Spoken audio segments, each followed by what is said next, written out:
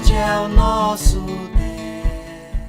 Que nos ensina que é Deus quem efetua em nós tanto o querer como o realizar.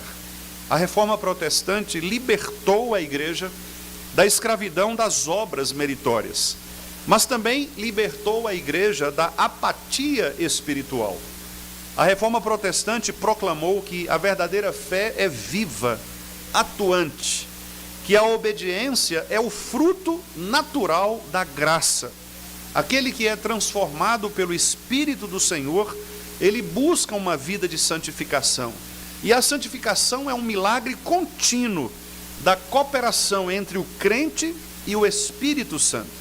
E é exatamente sobre isso que Paulo fala aqui nesta carta, falando a nós desde o século XVI, na Reforma, e agora também no nosso tempo, século XXI. O ensinamento de que a fé expressa em ação a graça que se traduz em obediência demonstra uma salvação que se manifesta numa vida santa. Então, em primeiro lugar, na primeira parte do verso 12, eu quero destacar exatamente a obediência constante dos crentes para com o Senhor. O apóstolo Paulo, curiosamente, diz que ele estava ausente, e nós já sabemos o porquê. Paulo estava preso. Mas mesmo ausente, o apóstolo elogia a obediência dos crentes de Filipos. Eles não eram crentes apenas ouvintes da palavra, mas eram praticantes, obedecendo exatamente aquilo que Tiago também vai escrever, dizendo que a fé operosa, ela não é apenas uma fé que ouve, mas uma fé que pratica. A fé destes irmãos de Filipos não dependia da presença física de um pastor, no caso, o apóstolo Paulo. Mas mesmo longe, o apóstolo, eles permaneciam fiéis à palavra do Senhor. A verdadeira obediência, meus amados irmãos, é exatamente esta, que não precisa de uma supervisão humana. É o que nós fazemos quando ninguém está nos vigiando. É a fé que obedece por amor a Cristo e não por temor de homens. Na Reforma, por exemplo, Lutero enfrentou uma igreja que havia substituído a obediência sincera por rituais mecânicos. As pessoas faziam o bem porque alguém ordenava isto, não porque eles amavam de fato a Deus. Paulo, porém, fala aqui a respeito de uma obediência que nasce de um coração regenerado. A obediência filial, não uma obediência servil. E esta distinção é muito importante, é fundamental. O servo legalista, ele obedece apenas para ser aceito, quer seja por Deus, quer seja pela sua liderança. Ele cumpre todos os rituais que lhe são impostos apenas para que seja aplaudido pelas pessoas. Nós vemos este cenário, por exemplo, nos fariseus. Jesus Cristo condenou os fariseus porque eles eram pessoas que gostavam de se assentar nos primeiros lugares das sinagogas, gostavam de orar em pé nas praças, gostavam de ser vistos pelos homens, mas era apenas uma obediência servil legalista, não havia corações transformados. Portanto, o filho da graça, diferentemente dos fariseus legalistas, eles obedecem porque são aceitos e não para que sejam aceitos. Nós que, portanto, fomos aceitos por Deus, mediante a graça do Evangelho, somos agora chamados para também obedecermos aquilo que o Senhor nos ordenou. Jesus Cristo diz: vocês são meus amigos, se fizerem o que vos mando. É muito interessante que a obediência está diretamente relacionada à amizade. Eu tenho lido, estudado, pensado, refletido um pouco sobre os vínculos de amizade. E é curioso como no mundo do pecado, as amizades elas se tornam quase sempre práticas ou mecanismos de negociações. As pessoas se tornam amigas umas das outras só para favorecerem umas às outras. Mas não há nenhum vínculo, de fato, de convicção de que elas se tornam amigas porque elas comungam de uma mesma verdade. Repare que as amizades hoje são superficiais exatamente porque elas são utilitaristas, são pragmáticas. Você é meu amigo até quando você faz o que eu quero que você faça. A partir do dia que você fala algo de que eu não gostei, eu já não sou mais o seu amigo e já não faço questão de que você seja o meu amigo. No entanto, Jesus disse: vocês são meus amigos. Não se eu for simpático a vocês, não se eu, por alguma coisa, presenteá-los, mas se vocês me obedecerem. Repare que há um vínculo muito profundo de uma obediência, de uma verdade, de um vínculo que só pode ser construído em torno da palavra do Senhor. Nós não devemos nos constituirmos amigos do mundo, diz a palavra de Deus, porque a amizade do mundo se constitui inimiga de Deus. O que significa dizer que você não pode ser amigo da mentira, da falsidade. Você precisa ser amigo da verdade. Todos aqueles que andam na verdade são amigos. Mas aqueles que porventura se desviam da verdade não podem ser nossos amigos. Ainda que talvez eles sejam simpáticos a nós, mas não devem ser nossos amigos. Por isso o apóstolo Paulo, escrevendo também acerca das relações comerciais, lá em 1 Coríntios 7, ele diz que é impossível haver comunhão entre luz e trevas, e que nós não deveríamos jamais entrar em julgo desigual, que muitas pessoas aplicam ao casamento, mas na verdade Paulo está falando de relações empresariais. Você não deve ter contratos ou estabelecer vínculos com pessoas que não têm a mesma fé que você, porque o vínculo de amizade cristão é um vínculo que se constitui em torno da verdade da palavra. O apóstolo Paulo quer mostrar que a obediência é fruto de uma fé viva, fruto de uma fé honesta, de uma fé sincera. Ora, vocês continuam obedecendo mesmo na minha ausência. Vocês continuam fiéis ao Evangelho de Cristo Jesus. Eu tenho seguido a prática de aplicar o sermão, pelo menos os últimos sermões, a algumas classes específicas da igreja. Pensando especialmente nas eleições que nós teremos, eu tenho feito isso nos sermões anteriores e farei hoje também. Com relação, por exemplo, aos presbíteros, pensando na obediência de que Paulo fala como um crescimento da fé ou da santificação. Quanto aos presbíteros, a palavra de Deus mostra que a liderança, ela é chamada à obediência à palavra. Não apenas pública, mas pessoal. O presbítero que é fiel no secreto, na oração, na palavra, no trato com a família, nos seus relacionamentos íntimos, ele ensina mais pelo exemplo do que pelo discurso. Mesmo quando Paulo estava ausente, a igreja era conduzida pela consciência de que Cristo estava presente ali. Portanto, nós, líderes presbíteros, precisamos agir com fidelidade ao Senhor, mesmo nos lugares mais secretos de nossa vida. Quando nós não estamos expostos ao público, quando as pessoas não estão nos vendo, o que nós pensamos? O que nós planejamos em secreto? Com quem nós conversamos?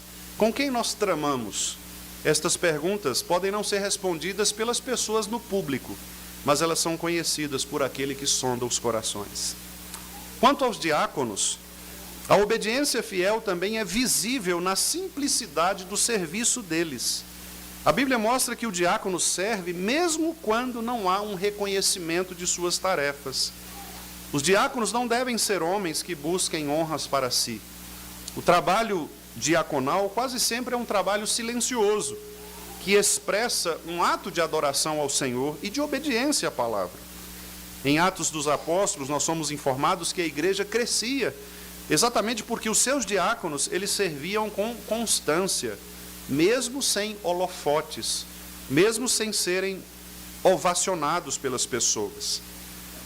Penso também nas esposas, nos maridos, nas relações familiares aqui.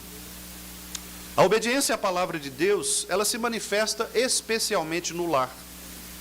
há uma frase que é atribuída a alguns dos reformadores, alguns dizem que é de Lutero, outros dizem que foi mais posteriormente, do pastor Spurgeon. Nós não temos necessariamente uma definição quanto a isso, mas independente de quem tenha pronunciado esta frase, ela é uma frase que reflete a verdade a respeito das nossas vidas de liderança. Esta frase diz que nenhum sucesso ministerial compensa o fracasso no lar.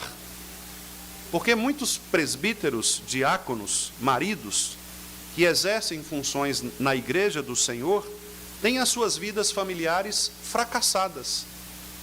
Quando, ao contrário, demonstram para a igreja uma vida de santificação. Mas as esposas são infelizes, os filhos não são criados conforme a disciplina e a admoestação do Senhor, e, portanto, desobedecem à palavra de Deus. Ao contrário disso, Paulo está dizendo que no lar é onde nós demonstramos a nossa piedade, e é onde a nossa fé ela é exercida de maneira mais particular. Se você quer saber acerca de quem é um homem, pergunte à sua esposa, pergunte a seus filhos. Se você quer saber quem é uma mulher, pergunte ao seu esposo, pergunte aos seus filhos. A obediência à palavra torna a mulher cristã piedosa, uma mulher que honra o Senhor, cultivando respeito, ternura, mesmo quando ela não é aplaudida pelas pessoas. O seu marido, como diz Provérbios 31, a louva dentro do seu lar.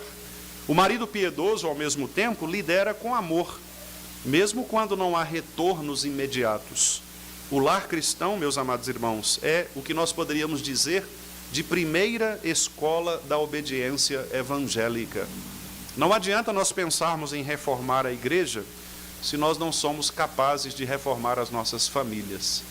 Se há casamentos fracassados, eles atrapalham o crescimento da igreja. E se nós não corrigirmos os nossos casamentos e corrigirmos as funções de cada um dentro do seu casamento, nós teremos muitos problemas na igreja e na sociedade, porque nós estaremos pervertendo a estrutura que foi criada por Deus para fazer do homem o líder, da sua esposa submissa e dos seus filhos obedientes ao Senhor. E, aliás, eu faço agora uma aplicação aos filhos. A obediência dos filhos não é apenas a partir do olhar dos pais, mas é uma obediência que é pautada pela presença constante de Deus nos corações dos filhos. Os pais, a palavra de Deus nos diz, devem ensinar os filhos pelo exemplo, caminhando com as crianças no caminho, para que elas possam adquirir a partir dali a experiência de uma vida construída aos pés de Cristo. A casa cristã, pais, filhos, maridos, esposas, deve ser um lugar onde a fé se aprende pela convivência obediente a Cristo. E os servos que trabalham no dia a dia? E aos senhores que tratam estes servos? Nós também podemos aplicar este texto, pensando que a mensagem de Paulo também fala a respeito do ambiente das relações humanas no trabalho. O servo cristão, ele deve trabalhar com obediência a Cristo, com diligência à palavra, mesmo quando o seu patrão não está. Aliás, o 8º mandamento nos diz que é pecado quando, por exemplo, um funcionário ele é contratado para cumprir um determinado número de horas e ele não faz isto. A Bíblia chama isso de defraudação. Nós acabamos de ler aqui, defraudar o outro é pecado. Se você não cumpre o contrato do que foi estabelecido com o seu empregador, você está pecando contra o Senhor. Você está agindo de maneira pecaminosa. Se também o Senhor, o patrão, não cumpre o seu contrato em relação aos servos, ele também está pecando contra o Senhor. Repare, portanto, irmãos, que a obediência que nasce de um coração moldado pela graça é uma obediente constante, sincera, reverente e independe completamente daqueles que estão nos olhando, porque nós não estamos obedecendo pessoas, nós estamos obedecendo a Deus. Mas também, em segundo lugar, Paulo acrescenta na parte B do versículo 12, um dever espiritual muito importante. Ele diz que nós devemos nos ocupar com temor e tremor da nossa salvação. Paulo não diz ocupai-vos para vossa salvação, mas ocupem-se ou preocupem-se ou desenvolvam a vossa salvação. A diferença aqui é muito grande, porque nós não trabalhamos para sermos salvos, mas nós trabalhamos obedientemente a Cristo porque somos salvos. O grego aqui significa trabalhar algo até o fim, levar a efeito ou cultivar com esforço contínuo. É diferentemente de um procrastinador, que são aquelas pessoas que começam um determinado projeto, mas não conseguem concluí-lo, param no meio do caminho por várias razões. Na vida cristã não há procrastinação. Na vida cristã é um caminhar contínuo para que nós cheguemos ao objetivo, ao alvo final, que é exatamente a nossa consagração ou a nossa glorificação ou ao estado final de nossa vida, que é aquilo que o apóstolo Pedro chama de o último momento, quando a nossa fé ela é absolutamente aprovada e nós então, depois de termos esta fé aprovada, nós receberemos a coroa da graça ou a coroa da glória que nos está reservada por Deus. Portanto, a imagem de que Paulo usa aqui é a imagem de um lavrador que ara o seu campo já recebido, ou de um construtor que edifica sobre o fundamento já estabelecido. Nós estamos passando por reforma e nós já temos aqui um fundamento estabelecido. As pessoas que estão trabalhando neste edifício para reformá-lo, elas não estão destruindo as bases, mas elas estão construindo a partir daquilo que já está estabelecido, ou seja, desenvolvendo ainda mais este ambiente. Da mesma forma, nós que fomos salvos por Cristo Jesus, e o apóstolo Paulo em Colossenses nos diz que nele nós estamos radicados, edificados e confirmados na fé, uma vez que nós temos a base sólida, que é a rocha, que é Cristo, nós agora devemos continuar desenvolvendo a nossa salvação com temor e tremor. Portanto, trabalhar a nossa salvação é, para o apóstolo Paulo, viver uma fé ativamente. Significa usufruir dos meios de graça, a oração, a palavra de Deus, a vigilância contra o pecado, resistir às tentações e ao pecado, crescer em comunhão, servir ao próximo. Tudo isto demonstra maturidade cristã.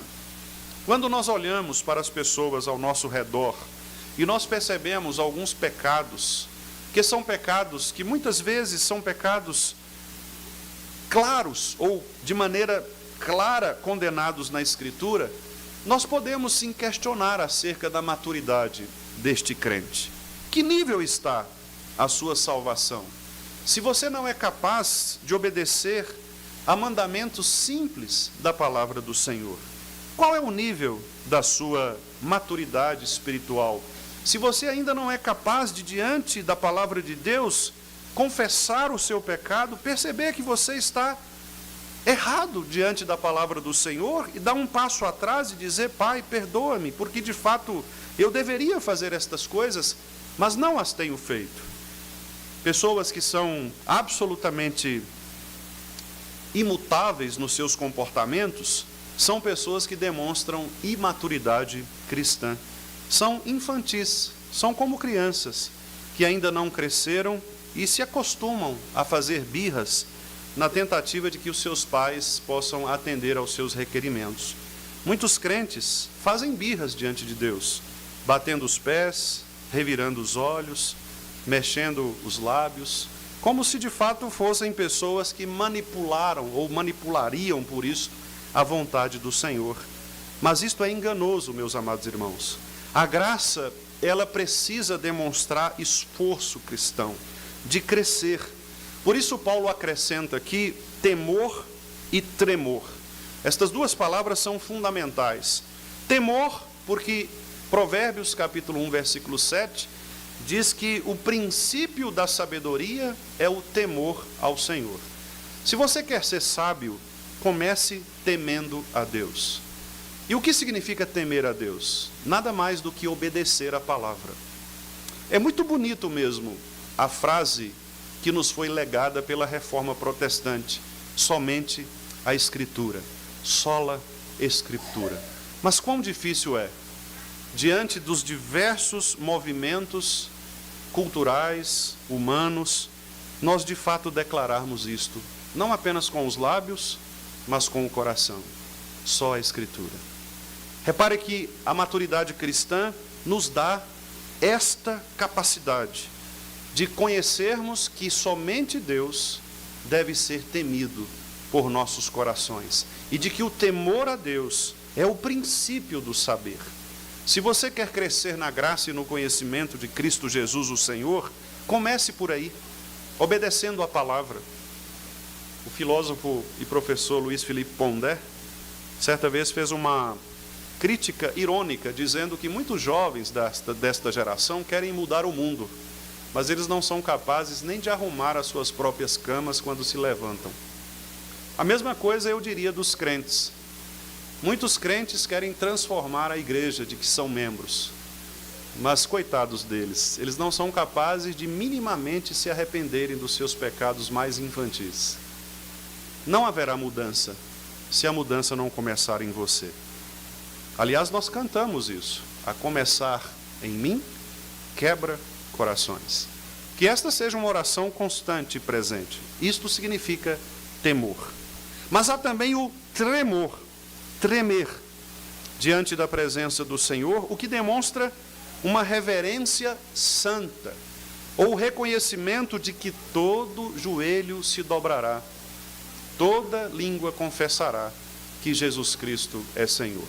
Se você não for capaz de tremer diante de uma declaração desta, muito provavelmente você não é um crente. Porque se você é um crente de verdade, você tremerá só de pensar que no juízo final você terá de declarar, de maneira voluntária ou obrigatoriamente, que Jesus Cristo é Senhor. Você vai se curvar diante de Cristo, mesmo que os seus joelhos não o desejem. Assim como os pastores de antigamente quebravam as pernas das ovelhas para evitar que elas fugissem e caíssem em abismos, assim como alguns pastores contemporâneos também muitas vezes quebram as pernas, metaforicamente dizendo, das suas ovelhas, para que elas não cometam pecado e não caiam em abismos, naquele dia o Senhor Jesus Cristo quebrará, mas agora definitivamente, toda arrogância, toda soberba, todo aquele que desejar se exaltar acima do nome de Cristo. Porque disse Paulo que Deus elevou Cristo a um nome tão poderoso que naquele dia todo joelho se dobrará e toda língua confessará que Jesus Cristo é Senhor. Portanto, a nossa salvação precisa ser desenvolvida com temor, porque é aí que começa a sabedoria e a maturidade cristãs, e com tremor, sabendo que diante de Deus nós não brincamos. Você pode até desafiar as pessoas, mas você não pode desafiar a Deus. Você pode até obter vitórias sobre as pessoas, mas você não obterá vitórias diante de Deus, porque Ele é o Senhor do universo. E o Senhor do universo faz com que os próprios montes tremam na sua presença. Se um monte que é inexpugnável, inabalável, ele treme diante da presença do Senhor, que dirá nós, que somos, na linguagem de Isaías, caco em meio aos cacos? Eu sou um caco em meio aos cacos, que estamos todos ali espalhados, não somos absolutamente nada. Isaías diz que as nações são para Deus como o pingo que cai de um balde, são absolutamente nada. E por isso mesmo nós precisamos nos submeter ao Senhor com temor e tremor. Quero então novamente fazer algumas aplicações, começando por nós, os presbíteros. Devemos, meus amados irmãos presbíteros e aqueles que almejam a este ofício, devemos trabalhar a nossa salvação zelar por nossa própria piedade, antes de zelar pela piedade dos outros. Primeiro nós precisamos olhar para os nossos próprios, para as nossas próprias traves dos nossos olhos, antes de desejarmos retirar os ciscos dos olhos dos outros. É orar antes de decidir, é examinar o coração antes de corrigir. Devemos cultivar a humildade antes de exercer a autoridade. Um presbítero que não cultiva a sua salvação diante de Deus, com temor e tremor, dificilmente conseguirá pastorear o povo que Deus lhe confiou. Quanto aos queridos irmãos diáconos e aqueles que desejarem sê-lo, devem também os diáconos trabalharem para a salvação, servindo ao próximo com temor, lembrando que cada ato de misericórdia exercido pelo diácono é um feito diante de Deus, do Deus Santo. Por isso, o cuidado que cada diácono tem para com uma ovelha da igreja é um ministério espiritual. E o temor a Deus protege estes diáconos do pecado terrível do orgulho. Porque estes diáconos saberão que aquilo que eles fazem por amor não provém dos seus próprios corações, mas provém da graça de Deus que trabalha em seus corações para que eles exerçam a misericórdia e a generosidade. Ao mesmo tempo, também o tremor mantém nestes irmãos diáconos uma devoção ativa, viva, porque eles sabem que estão fazendo não para homens, mas para Deus. Maridos, esposas, devemos, meus amados irmãos, trabalharmos juntos a salvação no lar, transformando os nossos lares em pequenos cultos ao Senhor. O marido precisa trabalhar a sua própria salvação, exercendo paciência, escuta, renúncias a si mesmo, amando a sua esposa como Cristo amou a igreja, sofrendo por ela, com o objetivo, obviamente, de apresentá-la a Cristo de maneira santa. A vida espiritual da sua esposa depende de você, marido. Os erros da sua esposa recairão sobre você. Os pecados da sua esposa serão cobrados de você. Nós vemos isto desde a criação, quando Eva foi tentada e Adão, sendo um marido omisso, na linguagem de Larry Crabb, um marido silencioso, que não interferiu na espiritualidade da sua esposa, ele permitiu que ela pecasse. E não somente permitiu, como pecou juntamente com ela. E pela sua negligência, o pecado então entrou no mundo. Nós, maridos, não podemos ser negligentes em relação à vida das nossas esposas. Se a sua esposa erra, você, marido, é culpado por este erro. Portanto, zele pela vida espiritual da sua esposa, proteja-a, seja de fato o cabeça do seu lar. A esposa, por sua vez, também trabalha a sua salvação quando ela confia em Deus, sabendo que o seu esposo é ali para ela o seu protetor, é o seu guarda, é aquele que de fato também deve protegê-la de todos os ataques dos inimigos. Meus amados irmãos, como pastor, tendo aconselhado alguns casais, o que talvez nós mais percebamos, além da ausência masculina nos lares, é, por outro lado, a queixa das esposas quanto à insegurança que elas têm em relação aos seus maridos. Elas se sentem inseguras, porque elas não têm segurança naquilo que os maridos farão em relação, elas não se sentem protegidas, guardadas, cuidadas. E isto traz um grande problema para os casamentos. A esposa deve, portanto, orar ao Senhor, confiar em Deus, exercer também a paciência, a escuta, renunciar a si mesma, assim como o seu marido, e também submeter-se a Ele no temor a Cristo, no temor do Senhor. Uma esposa piedosa, ela adorna o seu lar. Uma esposa piedosa, ela demonstra que o casamento não é simplesmente um lugar social, mas é uma oficina da graça, quando Deus opera de maneira milagrosa, fazendo com que dois pecadores habitem um mesmo lugar e são capazes de viver juntos numa só carne. Pais e filhos, Trabalhemos também nós, pais, filhos, a salvação, ensinando os nossos filhos a temer o Senhor.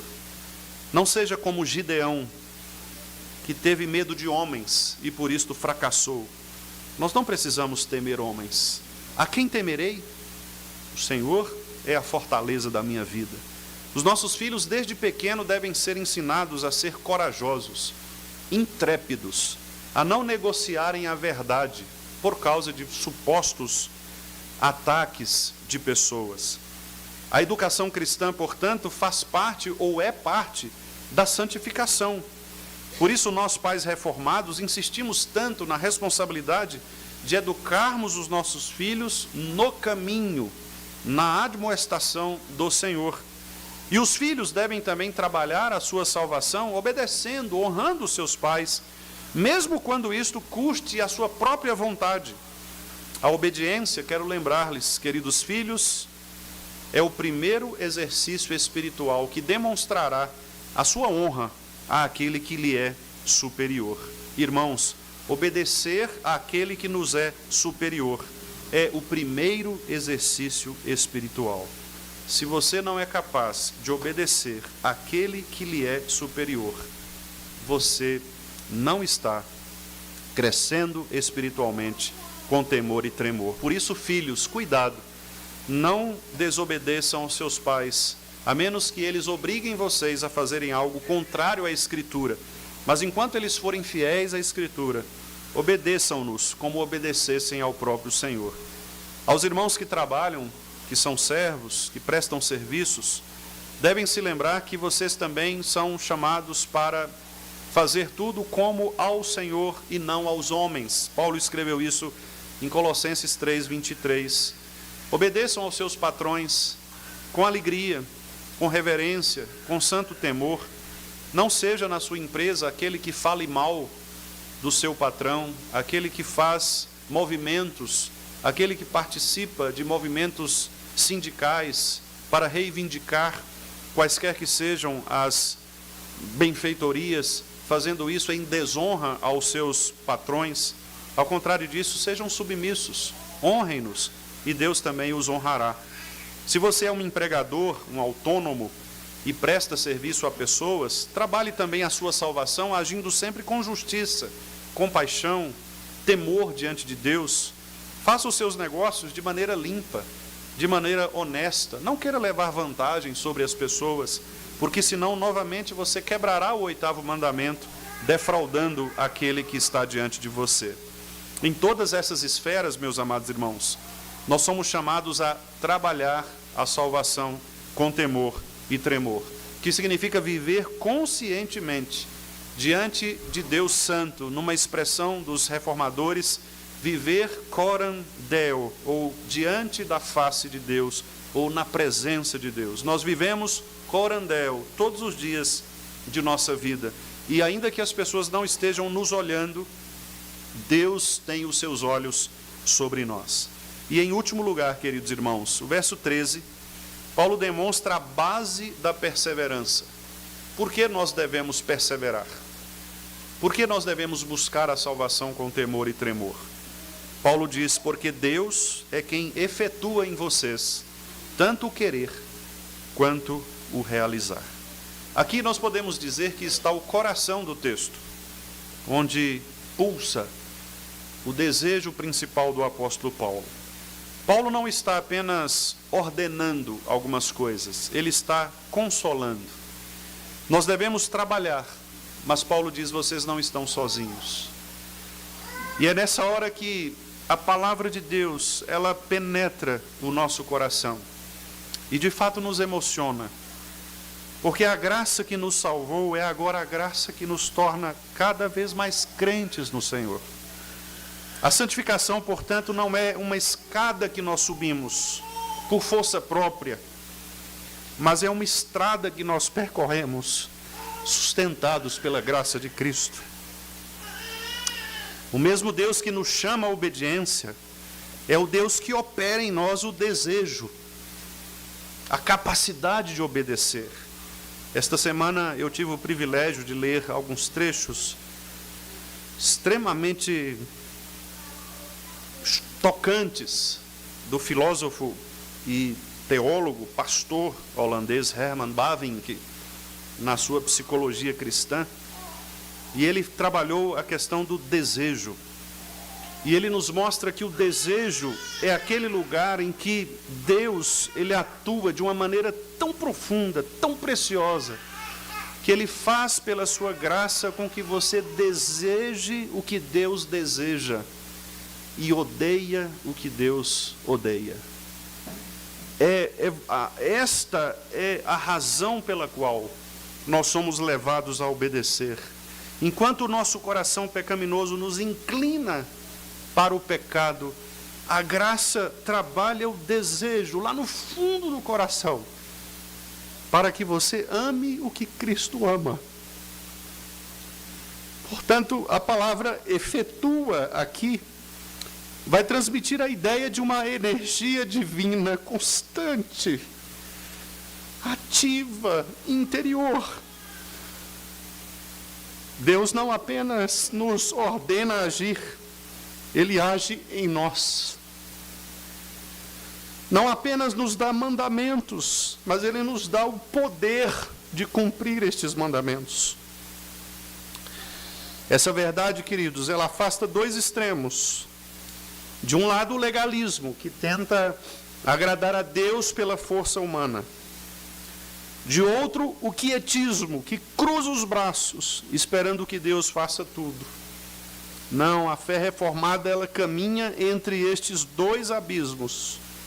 Deus age soberanamente, mas não sem nós. O crente trabalha movido por esta graça, por esta energia divina. E foi o pastor Calvino que escreveu o seguinte: a graça de Deus não suprime o esforço humano, mas o desperta e o dirige. Deus trabalha em nós e nós trabalhamos por Ele. Significa que cada ato de obediência de um crente é ao mesmo tempo dever e um dom. É o esforço humano, mas é fruto da graça. E mais uma vez eu quero falar aos meus irmãos presbíteros e aqueles que desejarem sê-lo. Deus é quem efetua em nós o querer e o realizar. Se o ânimo faltar em algum momento, nós devemos nos lembrar, é a obra de Deus. Por isso, devemos pastorear com confiança, sabendo que nós não dependemos de nós mesmos, de nossa própria força. Presbítero perseverante é aquele que ora: Senhor, opera em mim o teu querer, para que eu possa continuar no teu ministério. O diácono, ele é chamado para servir, e o servir diaconal não é cansativo, porque Deus o chama para capacitá-lo. Cada gesto de serviço diaconal é sustentado pela graça. Irmão diácono, quando faltar a você alegria, lembre-se, a energia para servir vem do Senhor, não do reconhecimento humano. Maridos, esposas, a graça que une é a mesma que sustenta vocês. Não joguem os seus casamentos fora. Quando o amor parecer fraco no casamento, é Deus quem vai renovar o querer e o realizar dentro dos seus corações.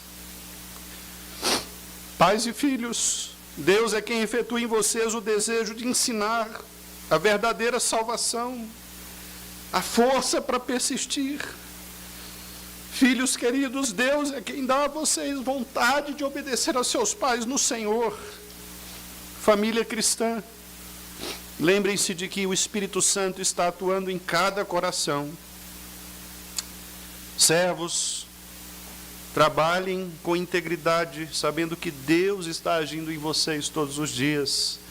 Ele transforma o labor diário de vocês em um ministério, o cansaço de vocês em adoração. O trabalho que você faz para o seu patrão é um trabalho em Cristo. Isto é sagrado. Seja, portanto, fiel ao Senhor. Quer você esteja varrendo o chão, Quer você seja um CEO de uma empresa, não interessa. Você está fazendo para a glória de Deus. Coram Deo. E eu quero concluir, queridos irmãos. A reforma protestante começou com a redescoberta da justificação pela fé, mas foi sustentada pela redescoberta da santificação pela graça. Homens e mulheres do século XVII entenderam que não basta crer em Cristo, é preciso viver em Cristo. O Evangelho, portanto, não nos chama a uma vida mecânica religiosa, mas a uma vida de obediência. O mesmo Espírito que soprou sobre Lutero, John Hus, Zwinglio, Calvino e tantos outros, sopra hoje também sobre nós, sobre a Igreja de Cristo, chamando-nos a uma fé ativa, reverente. A santidade que Deus requer de nós não deve ser um produto do esforço solitário, mas é fruto da graça que opera conosco. Nós vivemos tempos muito semelhantes aos tempos da Reforma. O mundo está cansado das religiões vazias. O mundo está cansado de uma fé que fala muito, mas transforma pouco. O mundo está cansado de igrejas recheadas de falsos crentes, de hipócritas, de Judas. Como escreveu o pastor John MacArthur, nós chegamos numa geração em que há muitos Judas entre nós, porque são pessoas simpáticas a Jesus, são pessoas que participam do corpo apostólico, mas são pessoas que não foram genuinamente transformadas pelo Evangelho da graça e transtornam ao invés de transformarem o ambiente onde elas estão. Nós precisamos resgatar o Evangelho, queridos irmãos, que produz frutos, uma fé que trabalha, uma graça que age, um amor que serve. Por isso nós, líderes, devemos continuar trabalhando a salvação do povo de Deus com temor e tremor. Nós não somos chamados para entreter as pessoas, nós não somos chamados para criar palcos, nós somos chamados para pregar o Evangelho. Ninguém mais é capaz de fazer isto, só a igreja. Se nós não fizermos, ninguém fará. As pessoas estão indo para o inferno enquanto nós estamos brincando. As pessoas estão indo para o inferno enquanto nós estamos contando historinhas da carochinha para as pessoas. Deus requer de nós um Evangelho santo, um Evangelho que age, um Evangelho que não é sustentado por palavras vazias, mas um Evangelho que se torna submisso à lei de Deus, ainda que esta lei nos machuque, nos massacre, ainda que ela nos reduza ao pó. É melhor irmos para o céu como um pó do que para o inferno com os nossos corpos todos preservados. Por isso, presbíteros e diáconos, continuem trabalhando com temor e tremor. Não se rendam, irmãos, às falácias do mundo contemporâneo. Não ocupem o tempo que Deus nos dá com historinhas. Preguemos a palavra do Senhor. As pessoas precisam disso. Elas estão ansiando pela palavra da verdade. Elas não precisam de paliativos. Elas não precisam de dipironas. Não precisam de paracetamóis. Elas precisam que o câncer dos seus corações sejam arrancados cirurgicamente. Não há razão, portanto, para nós brincarmos de crente, de ser igreja. É preciso que a palavra de Deus habite profundamente em nosso coração, para que nós assim desenvolvamos nossa salvação com temor e tremor. Maridos e esposas, trabalhem a salvação nos seus lares com paciência e perdão. Não culpem o seu pastor pelo fracasso do seu casamento. O seu casamento não é fracassado porque o pastor não te visitou. O seu casamento é fracassado porque você não obedece à palavra de Deus. O filho seu desviou do Evangelho, não foi por causa do pastor. Ele desviou porque você não deu a ele a instrução, o alimento genuíno. Ou então porque mesmo tendo dado o alimento genuíno, chegou um momento em que ele mesmo quis se afastar do Senhor. Não culpe as outras pessoas pelos seus próprios fracassos. Não culpe o seu próximo pelo seu pecado. Basta o seu próprio pecado, como disse Davi. Eu já tenho pecado demais para ficar pensando em culpar os pecados dos outros. Volte-se para você mesmo. Olhe para o seu coração. Não fique tentando justificar a sua vida maléfica, pecaminosa pelo seu passado. O que passou, passou. Se a graça de Cristo não é capaz de restaurar o seu passado, o que é esta graça, portanto? Fulano é assim porque ele era assado. Fulano faz isso porque isso aconteceu. Mentira! Fulano é assim porque ele não se arrependeu genuinamente do seu pecado, e a graça de Cristo foi para ele apenas uma negociata. Se você se arrepender verdadeiramente, Cristo transforma o seu coração. Lembrem-se, Deus é quem efetua em nós tanto o querer como o realizar. A obediência é nossa, mas a força vem de Deus. O esforço é nosso, mas a vitória do Senhor, para que ninguém se glorie. Quando o mundo moderno, confuso, cansado de falsas promessas, olhar para a igreja, enxergar nela uma comunidade que vive o verdadeiro evangelho da graça com temor, tremor, alegria, aí sim a reforma protestante continuará. Não nas teses pregadas em portas, mas nas vidas transformadas pela graça do Senhor. Assim, meus amados irmãos, como sempre obedecestes, desenvolvei a vossa salvação com temor e tremor, porque Deus é quem efetua em vós tanto o querer como o realizar, segundo a sua boa vontade. Amém.